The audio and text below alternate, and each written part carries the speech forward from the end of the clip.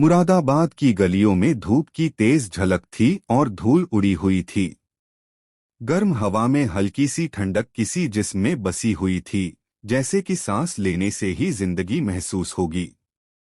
इसी शहर के एक तंगसी झुग्गी में रहता था असलाम नाम का एक लड़का, उम्र लगभग 16-17 बरस। पिता खेतों में मजदूर थे, माँ घर की चौखट संभालती, 5 भाई बहन साथ, संसाधन कम उम्मीदें बहुत। असलाम का बड़ा भाई हाफिज स्कूल छोड़कर ढाबे पर बर्तन धोता है, बहन रजिया थोड़ी बहुत सिलाई करती है। असलाम अमूमन भूख सहता। दिन में 3 बार खाना नहीं मिलता, कभी क्या नाश्ता, कभी दोपहर में कुछ सूखे रोटियां, और शाम को अक्सर पानी का कड़वा स्वाद पेट को शांत करता। लेकिन असलाम के आंखों में एक सपना था, बिरयानी का स्वाद चखना, वो मुरादाबादी बिरयानी जिसका जिक्र उसने आस पड़ोस के लोगों से सुना था। मुरादाबादी बिरयानी के बारे में उसके कानों ने सुना था, सफ़ेद चावल हल्की पर खुशबूदार, चिकन या मटन से, कभी कभी सिर्फ मसाले और प्याज के साथ। सुना था कि वो अमीरों के घरों में नहीं, चौक में, नुक्कड़ पे, छोटी दुकानों में भी मिलती है। वो सोचता कि अगर एक दिन बिरयानी का सकूं तो माँ की थाली में भी उसके हिस्से में वो स्वाद आएगा जो अभी सिर्फ जुबान पर गिरा है।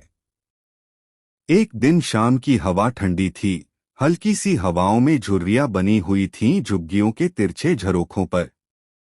असलाम और हाफिज मिलकर गांव के पास बनी एक छोटी सी दुकान की ओर चल पड़े, जहां मुरादाबादी बिरयानी लिखा था।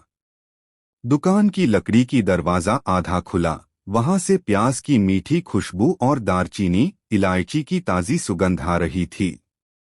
असलाम का दिल धड़कने लगा। लेकिन दुकान में जाते ही असलियत झपट आई, कीमत उनके बजट से बहुत ज्यादा थी। वो माँ की थाली के लिए पैसे बचा रहे थे, रोजी रोटी के लिए संघर्ष कर रहे थे, बिरयानी जैसी चीज उनके सपनों में भी दुर्लभ थी। असलाम ने देखा कि दुकानदार बड़े बड़े लोगों के लिए बड़ा पैकेट तैयार कर रहा है, दही के रायते, सलाद के साथ। एक छोटे पैकेट की कीमत जो उनका आज़ाद पोशाक और दोपहर के खाने के पैसे जो मिलते, उनसे भी ज्यादा थी। असलाम की आंखों में उम्मीद और निराशा का मिश्रण था। उसने हिम्मत जमा की और हाफिज से बोला, भाई, ऐसा हो कि हम थोड़ी सी बिरयानी ले लें, आधी खुशी के लिए। हाफिज ने मुस्कुराया, मुस्कान में दर्द था, लेकिन उसने थाली वालों से पूछा, भाई साहब, एक छोटा पैकेट चिकन मुरादाबादी बिरयानी कितने का होगा? दुकानदार ने थाली के बर्तन झांकते हुए कहा, भाई, वो छोटा पैकेट 50 रुपए का होगा। असलाम की उम्मीद जग गई, 50 रुपए शायद हो सके, लेकिन जेब खाली थी। उसने अपनी बाह में बाह डाली और कहा, 2 रुपए भी हैं। हाफिज ने 1 रुपए और जोड़ दिए। माँ ने घर से सहमति दी थी कि शाम के लिए बचा हुआ पैसों का एक हिस्सा खाना खरीदने में लग जाए। पर दुकानदार ने मुंह मोड़ा, भाई, मटन नहीं है, कालबेल वगैरह की कीमतें बढ़ गई हैं। ये चिकन भी कम हो गया है। इस कीमत पर छोटा पैकेट नहीं हो पाएगा। असलाम का दिल डूब गया, आंखों में आंसू टलने लगे। हाफिज ने जिद की, थोड़ी सी बचाओगे, हम ले ही लेंगे। लेकिन दुकानदार ने सिर हिलाकर कहा कि कम मात्रा में खर्चा इतना होगा कि मुनाफा नहीं रहेगा। असलाम और हाफिज वापस घर की ओर लौटे। चांद ऊपर उग रहा था, झुग्गियों की छतों पर ठंडी रोशनी गिर रही थी। रजिया ने पूछा, कुछ ले आए हो? असलाम सिर झुकाकर बोला, नहीं माँ, आज नहीं। माँ ने धीरे से कहा। अगला दिन शुरू हुआ सूर्योदय से पहले। असलाम ने उठकर गांव के खेतों में काम करने वाले मजदूरों के साथ हाथ बांधा। उसकी पीठ दर्द कर रही थी, हाथ धुएं गंदे, पर मन में कुछ और ज्यादा था। वो बिरयानी की खुशबू की याद, दुकानदार की मुस्कान जो उन्होंने कहा था, कम नहीं हो पाएगी, और माँ की आशा। दिन भर काम, पत्थर उठाना, फावड़ा घुमाना, मकानों की झाड़ू बुहार करना। जब सांझ हुई तो हाथों पर चिपबनियां, मिट्टी और पसीने की परतें। लेकिन असलाम के चेहरे पर चमक थी कि उसने आज कुछ पैसे बचा लिए हैं। उसने खाने के लिए माँ से थोड़ा रोटी की जगह बचा लिया था, क्योंकि डूबते सूरज के साथ वो वापस उसी दुकान की ओर बढ़े, वही दुकान जहां उन्होंने शुरुआत की थी। दुकान उसी तरह गुलजार थी, लकड़ी का दरवाजा अब खुला, अखरोट के दाने नहीं लेकिन प्याज की कतरनें तली जा रही थीं, मसालों की चूल्हे से उठती भाप हवा में तैर रही थी।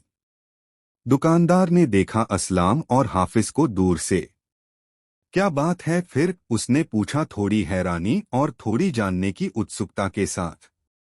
असलाम ने पैसे रखे, बोले, भाई साहब, आज ये सब पैसे हैं, 10 रुपए और रखिए। 50 का छोटा पैकेट चिकन मुरादाबादी बिरयानी दीजिए। दुकानदार ने उन पैसों को लिया, थाली तैयार होने लगा।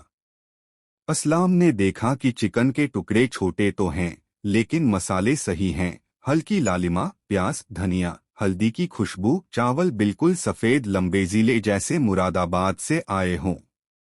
जब बिरयानी थाली में आई, असलाम ने छुरी से चिकन चमकाया, मांग लिया दही का रायता और हल्का सा नींबू। पहला निवाला, धड़कन तेज हुई। चावल जब मुंह में पेस्ट हुआ, मसालों ने मानो गाना गुनगुनाया। चिकन नरम, प्याज की हल्की मिठास, दही की ठंडक, सलाद की खटास, सब कुछ मिला जैसा सपना देखा था। उनके साथ जुगाड़ बनी हुई थाली में 3 लोग बैठे थे, माँ, रजिया और हाफिज।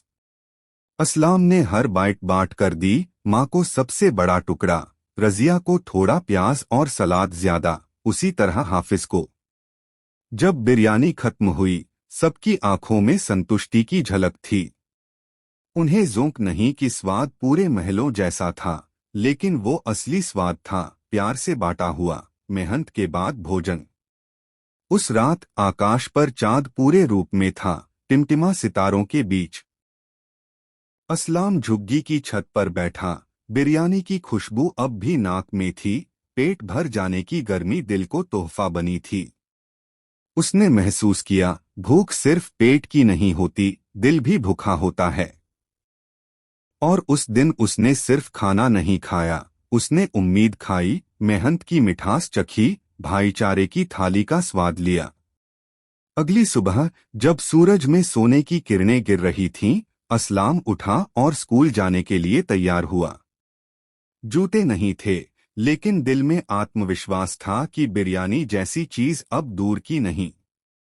उसने सोचा कि कभी बड़ा होगा, पढ़ेगा, काम करेगा और उस दुकान के मालिक से साझेदारी करेगा, ताकि वो बहुसंख्यक लोगों को भी बिरयानी ढूंढने की जरूरत न पड़े, ताकि कोई भूखा बच्चा थाली से सिर्फ प्लेट न देखे, स्वाद भी ले सके।